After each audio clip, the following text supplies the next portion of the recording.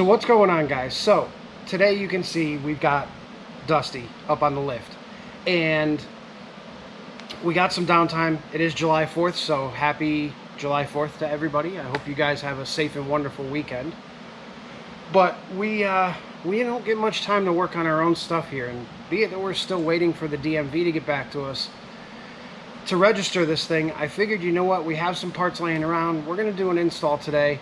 However, I'm not going to really document the full-blown install. What I want to do is I more want to explain to you what it is that we're doing and why we're doing it. So in order to do that, let's get right over to the truck and we'll show you what we're going to be doing. And what you guys are seeing right there is the factory fuel filter housing. Now, this truck has been through some crap. So you can see that it's got a new fuel inlet there, where the old one is just kind of hanging because it rotted out. And then it's got this line right here, which is kind of spliced together right there and is very, very small and very anemic. And believe it or not, this is the fuel feed line to the CP3, which is the high pressure injection pump. Now, I saw that when I bought the truck and I wasn't really happy about it. And so what we're going to be doing today is we're actually going to be replacing the fuel filter housing with a Fleece Performance fuel filter housing delete kit. And then we're going to be installing an AirDog, because how this fuel system is actually keeping up with the rated horsepower on this engine is beyond me, especially since all the lines are so anemic and a lot of the hard lines have been worn out and replaced and rusted and replaced, and it's just a disaster. So we want to clean this fuel system up. We want to clean up the side of the block a little bit, get rid of the factory fuel filter housing, because when we install a new lift pump in this thing, we're not going to need that housing anymore, because it's not going to do anything. It's not going to filter anything. But if you guys can see back here, there's a banjo bolt, and I don't know if I'll get my hand in there, but there's a banjo bolt way back in here. And that is the fuel return from the CP3, as well as the fuel return from the rail, as well as the fuel return from the back of the cylinder head. And it all travels through the fuel filter housing and then ultimately comes down to the very bottom down there to that fuel line right there. That is the factory return back to the tank. So we need to basically put something in there that is going to replace that, so that we have our factory return flow back to the tank. So let's head over to the bench and I'll show you guys what it is we're going to be installing. All right, guys, so here's all of our parts. We decided to go with AirDog, and I'm not going to get into the reasons why I went with AirDog. I've been a huge fan of their company for a long, long time, and they make an amazing product, and I chose to go with AirDog. So we're going to be installing the AirDog 2 4G 165 gallon per hour or liter per hour, somewhere in there, but it is the 165 version of it. This is good to about 1,000 horsepower, which is insane. So we know we're going to have more than enough fuel to feed our engine. We also got this very, very big hose to replace that little anemic crap that's in there. We got the full wiring harness with it. We've got our mounting bracket. We've also got our draw straw for the tank, which I'll show you once that's installed. And we have all of our fittings and everything else that we need for the CP3. And the final piece is the Fleece fuel filter delete. So literally it's got one end there, goes directly and bolts in place of where the factory fuel filter housing was. The water and fuel sensor will screw right into the bottom there. Comes with some new O-rings, some new copper crush rings, and a plug in case you don't want to put your water and fuel sensor in, but we're going to be putting it in there. And that'll all bolt into the factory location and look amazing. So what I want to do now is, again, like I said, we're not going to really document the full install. I'll bring you guys in as we get different pieces in and kind of show you what we had to do to make it work. But I want to take a minute and explain to you why a lot of guys in the diesel industry go to an external lift pump with external filters and everything else. There's a ton of reasons why, and we'll go over it sort of semi-briefly. You know how my briefly gets, it ends up going 10 or 15 minutes, but I'll set you guys up and we'll explain exactly what the deal is with these things. All right, guys, so for those of you who are familiar with the diesel world and familiar with pumps like this, and whether it be a Cummins, a Duramax, or a Power Stroke, this is going to be boring and probably a little bit of review for you guys. But for you guys who are new into the diesel world, and you guys who are new into modifying diesels and things of that nature, then this is going to be some informative information for you. Now, let's start by going over the two main functions of diesel fuel in a diesel vehicle. The first function is obviously for your engine to ingest, compress, ignite, and burn to create power.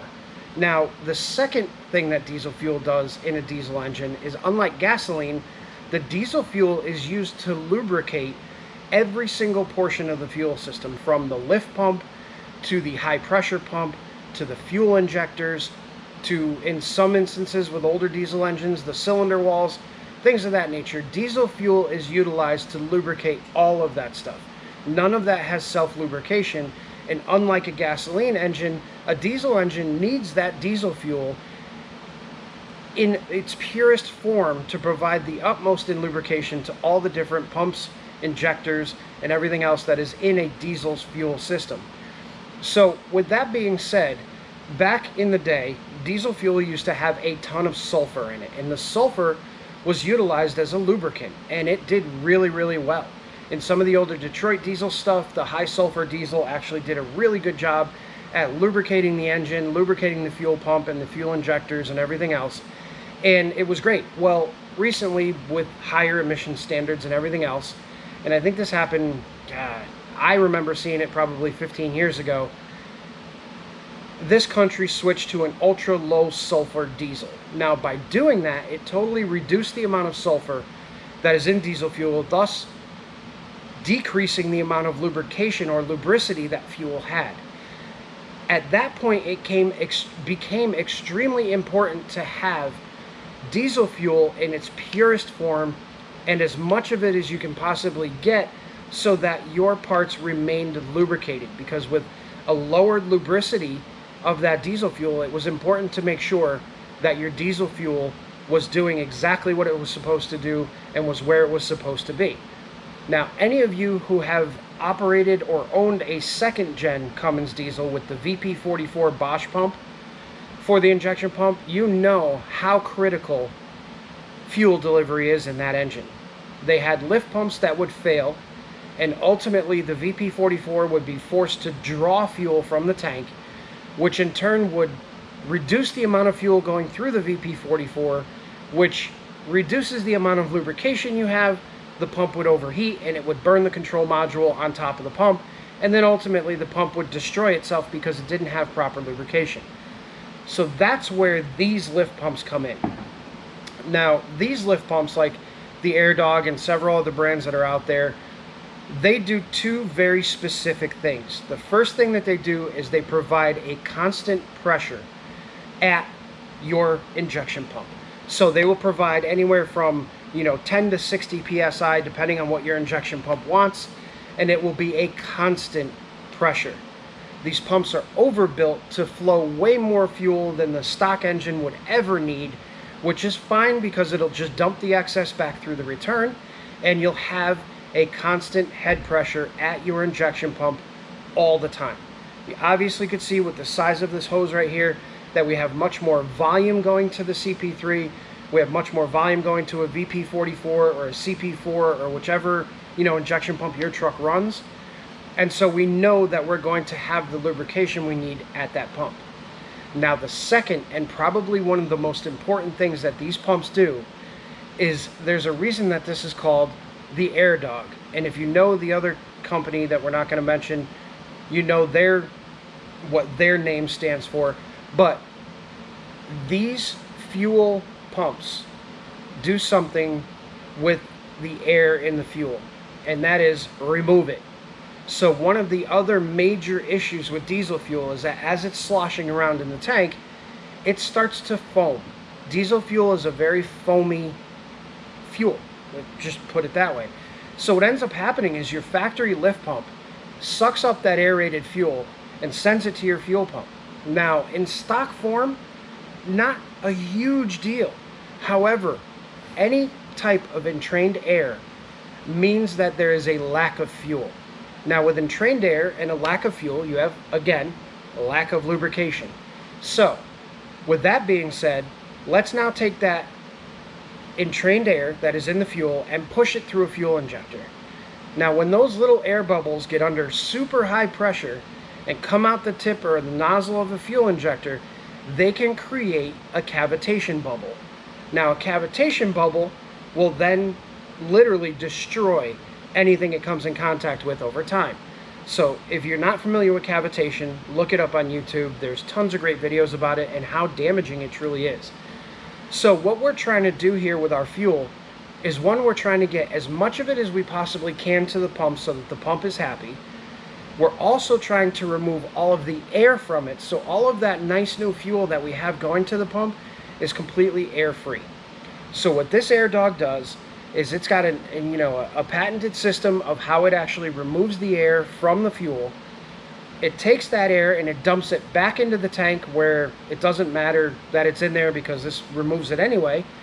And then the fuel that ends up going to the VP3, ends up going to the VP44 or the CP3 or any of the other injection pumps is pure, air-free, pressurized fuel that will never starve your pump or injectors. So now you're going to get better lubrication. You're going to get better fuel delivery. You're actually going to get better combustion because now your fuel does not have entrained air in it. So your combustion is going to be better. You can inherently get slightly better fuel mileage because now you're not utilizing aerated fuel. You're utilizing clean fuel, which ultimately makes more power, which means you don't have to be on the accelerator as hard. So these pumps are huge. Now, the third benefit and the final thing we'll talk about with these pumps is that ultimately they are easier to service. Now, you saw where the fuel filter is located on the Dodge. You can pretty easily get to it from up above, from under the hood. However, it's got a plastic lid on it. The plastic lid accumulates all kinds of dirt and debris and grime, so you have to blow everything off and clean it all off. Pull that out, put the factory fuel filter back in it, put everything back together.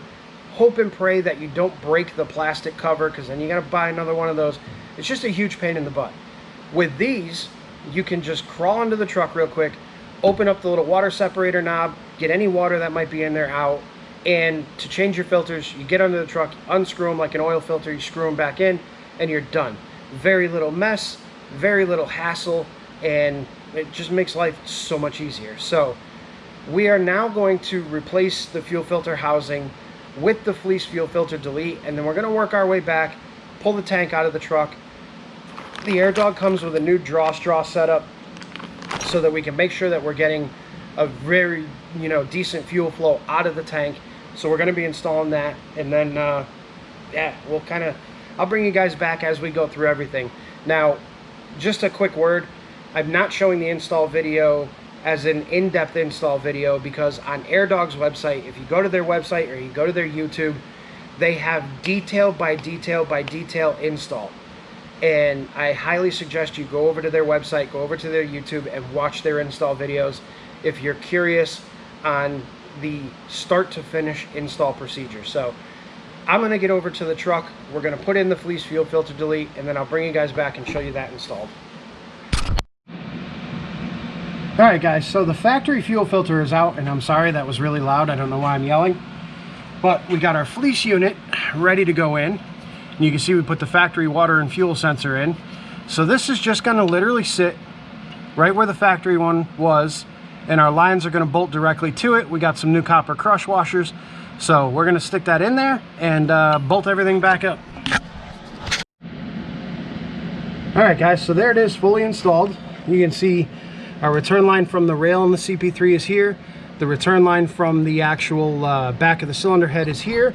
And then it connects to our factory return line that goes back to the tank. You do need to retain this.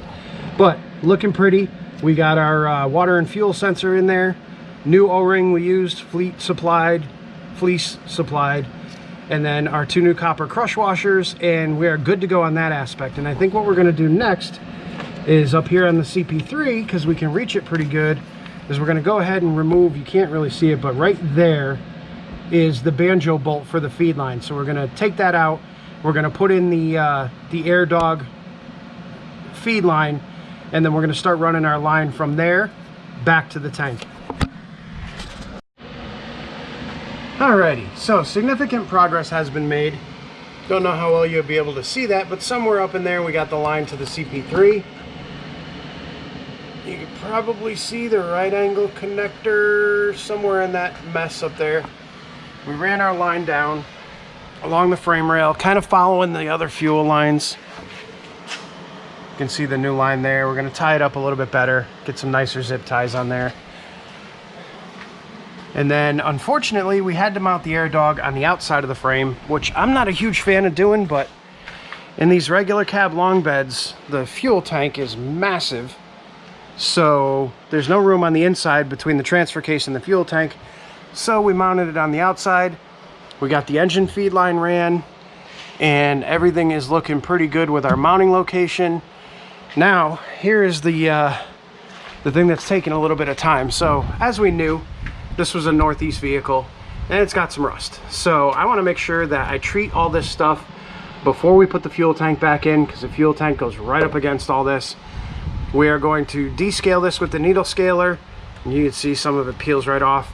And then we're going to shoot it with some rust preventer and rust converter. Do the same with these cross members, this one as well as that one. We're just going to get any of the scaly crap. You see how that just easily falls apart. We'll get rid of that scaly crap and we'll treat it. And then this way, you know, I don't put it through that much of a harsh winter, so we should be good. But we want to treat all these areas that are starting now before they get out of control. Nothing here is thin. None of this metal is thinned out. Nothing is, you know, broken through yet. So we want to catch it before it does. And then the other thing, as you can see, this was a construction vehicle. So fuel tank is pretty much got concrete dust and everything covering the top of it. Was also covering the whole top of the fuel pump location here. And you guys can see there's some crap in the tank we got to clean out. But our locking ring is pretty much toast. It's all rotted, so we're going to pick up a new one of those. Same thing goes for our fuel tank straps. I mean, the fuel tank straps on this, look, there's a window in that one. You can see right through it. Look at that. You can see right through it. So we're going to pick up a set of those tomorrow, and then we can put the tank back in. We can make the remaining 2 lines to our AirDog, do the wiring, and we will be good to go. So that is it for tonight. I will see you guys tomorrow. Man, it is amazing what will actually come out from underneath these things. Luckily, we got the frame all treated. Got all the scale off of it, hit it with the needle scaler, blasted it with some rust converter, and we'll shoot a quick coat of paint on that before we put everything back together. But I wanted to make sure that we got all the scale off and got everything where it needed to be before we went ahead and put the fuel tank back in, because then that makes everything that much more difficult. So we got that taken care of. We got our fuel tank all cleaned up, and I forgot to show you guys yesterday, but we got our fuel hat all taken care of. Now, we ground some of the webbing out of this area, put our bulkhead fitting in, and then connected our bulkhead fitting down to the plastic draw straw, which goes to the bottom of the factory sump. And we have our factory return line here, and this will be for the return on the AirDog. So the reason I chose to do it this way is there's several different reasons. Now, this is the way that you can do it, where it pretty much retains the factory setup, with the addition of this extra bulkhead fitting where your fuel suction comes from here, your 2 return lines are here, and you have your basket. Now you drill a couple of 1/2-inch holes in the basket just to be able to get more fuel in, but when your fuel gets low, this basket will actually retain enough fuel to keep it from sloshing as you're accelerating and everything else and starving the pump.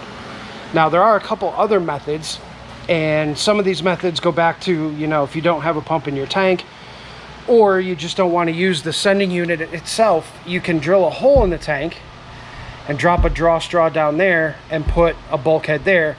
Or there are several companies like Beans Diesel and a few others that make a sump where you literally go drain the tank, and you see that little area right in there?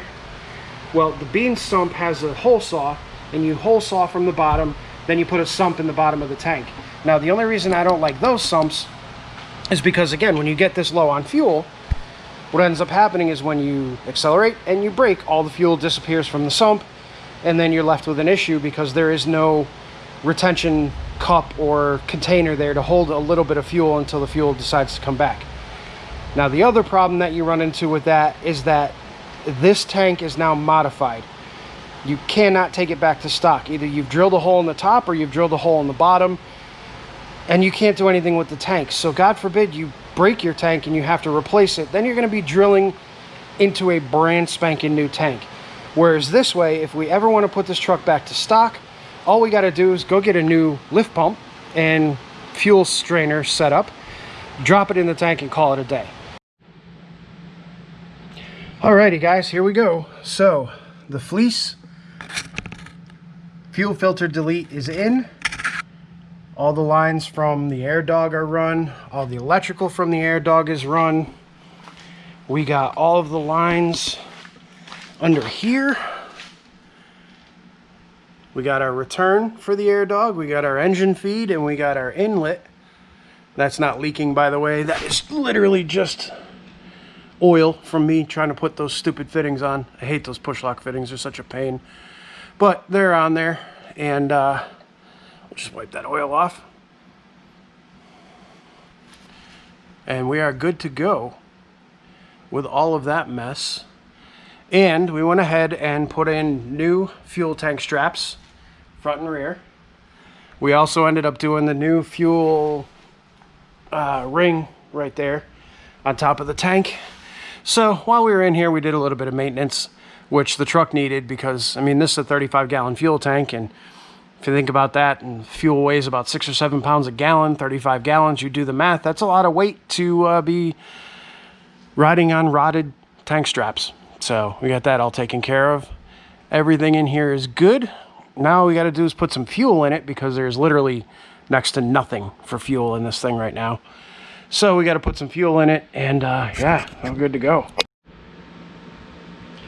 So there you go. AirDog is fully installed. And before we go any further at the end of this video, I just want to give AirDog a big shout out. They sent that pump out to me, and I really appreciate them supporting the build and, you know, getting Dusty right.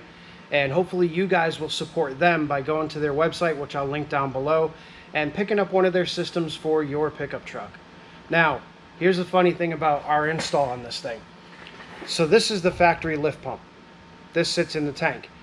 You might be able to see that the connectors are black. Well, when I pulled this thing out of the tank, I went ahead and tested it.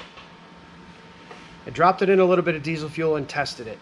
And to say that it was anemic was not the right word for it, because it literally was barely pushing any fuel. I mean, like, not even enough that I felt comfortable with, you know, I would feel comfortable putting it in anything. It was barely pushing any fuel, and you could hear the pump making noise as it was, you know, kind of getting stuck between rotations. So that lift pump was bad, which would explain the rough idle that this thing was having, because the CP3 was starving for fuel.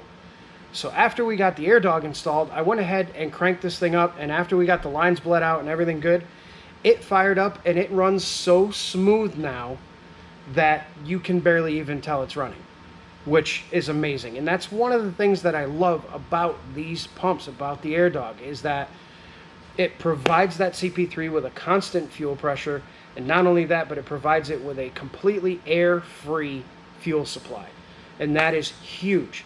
So mileage will go up slightly. I mean, don't expect, you know, 5 or 10 miles per gallon increase, but you will see an increase.